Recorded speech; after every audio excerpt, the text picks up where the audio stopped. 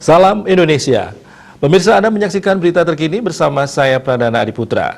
Taman Marga Satwa River Safari di Singapura bersukacita menyambut kedatangan penghuni baru. Seekor panda jantan yang lahir bulan Agustus lalu dari induk betina bernama Jia Jia untuk pertama kalinya tampil di depan publik di taman tersebut.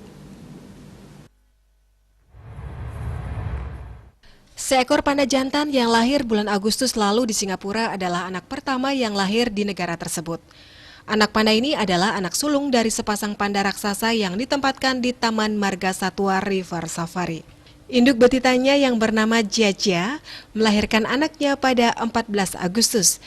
Pengumuman yang dibuat pada tanggal 10 September oleh Wildlife Reserve Singapura mengatakan anak panda tersebut berjenis kelamin jantan. Jenis kelaminnya ditentukan melalui serangkaian penilaian visual oleh tim perawatan panda di Taman Marga Satwa. Pengungkapan jenis kelamin dilakukan selama perayaan ulang tahun ke-14 dari sang induk jantan anak panda tersebut yang bernama Kai Kai.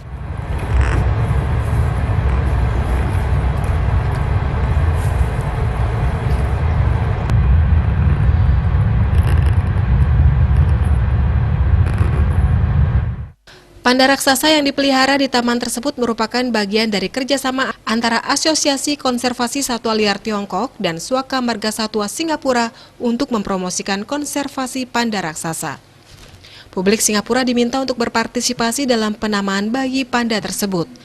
Pihak Marga Satwa berharap nama tersebut akan diumumkan sebelum anak panda jantan itu berusia 100 hari pada 21 November. Pemirsa, untuk mencegah penyebaran COVID-19, ingat pesan ibu selalu terapkan 3M, wajib memakai masker, wajib mencuci tangan, dan wajib menjaga jarak, serta wajib menghindari kerumunan. Dengan penerapan perilaku 3M, Indonesia segera terbebas virus corona menuju Indonesia maju. Update terus informasi Anda dengan subscribe dan like YouTube channel Bali TV @newsbalitv. Tetaplah bersama Bali TV. Salam Indonesia.